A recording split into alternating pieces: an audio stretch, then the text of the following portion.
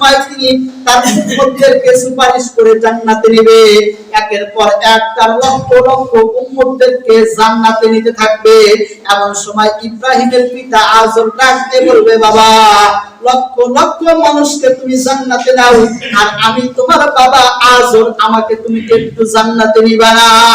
মুসলমান ভাই বোন আমার, এমন সময় ইব্রাহিম আলাইহিস সালাম আল্লাহর নিকটে দরখাস্ত জানাইবে, ও মালিক, তোমার নিকটে আমি ইব্রাহিম দরখাস্ত জানাই, আমার পিতা আজর জাহান্নামের ভিতরে পড়তেছে, আমি তো আমার উম্মতদের ভিতরে শত শত উম্মতদেরকে জান্নাত দিলাম, আমার কলিজা পুড়ে ছাই হয়ে যাইতেছে রে মালিক, একটু আমার বাবার জন্য সুপারিশ করে আমার বাবারে একটু জান্নাতে দাও।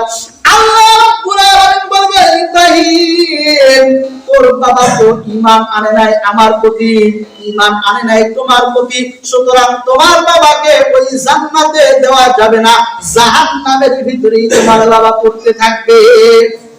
মুসলমান ভাইগণ আমার, হাদিসের ভিতরে আসছে, মিশকাত শরীফের হাদিস, ইব্রাহিম আলাইহিস সালাম যখন আল্লাহ আরেকটু জোর করতে নেবে, এমন সময় আল্লাহ রাব্বুল আলামিন বলবে, ইব্রাহিম, বেশি বুঝো না, বেশি বুঝো না, যদি তুমি বেশি বুঝতে যাও তাহলে কিন্তু মুসিবত আছে। ইব্রাহিম বলবে, আল্লাহ ঠিক আছে, আমার বাবাকে জান্নাতে দেওয়া লাগবে না। এই মুসলমান ইব্রাহিম আলাইহিস সালাম চলে আসবে, আসার পরে তার উম্মতদেরকে জান্নাতে নিতে থাকবে। এমন সময় আজর যা বলবে, বাবা, এত উম্মতদেরকে জান্নাতে নাও, আমাকে দিয়ে আরেকটু চেষ্টা করে দেখা যায় না?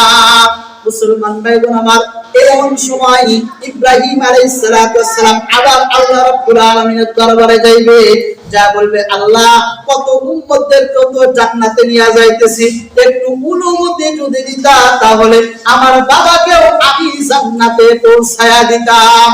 আল্লাহ রাব্বুল আলামিন বলবে, ইব্রাহিম, আসমানের দিকে তাকাইয়া দেখো।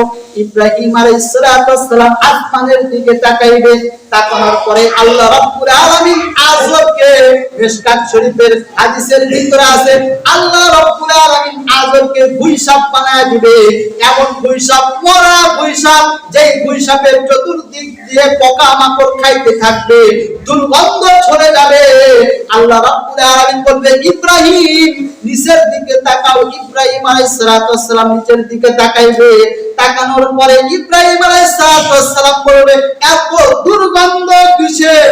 এই যে মরা ভুঁইসাপ এখানে পড়ে রয়েছে, আল্লাহর ফেরেশতাদেরকে হুকুম করবে, মরা ভুঁইসাপকে এখান থেকে জাহান্নামের ভিতরে নিক্ষেপ করে দাও। মুসলমান ভাইগণ আমার, ইব্রাহিম আলাইহিস সালাম বলবে, তবে আল্লাহর ফেরেশতারা ওই মরা ভুঁইসাপ তুলে ফেলাইবে না।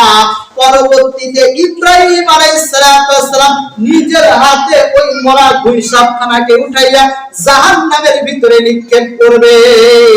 আল্লাহ রাব্বুল আলামিন ইব্রাহিম আলাইহিস সালামকে বলবে, ইব্রাহিম, নিজের বাবাকে নিজের হাতে জাহান্নামের ভিতরে ফেলাইয়া দিলা।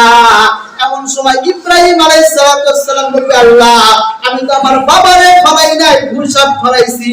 বলে, না না না, ওইটা ভুঁইসাপ না, দুনিয়ার ভুঁইসাপের মর্যাদাও তোমার বাবার ভিতরে নাই, যে কালেমা পড়ে নাই, তার জন্য আমি আল্লাহ জান্নাত রাখি নাই।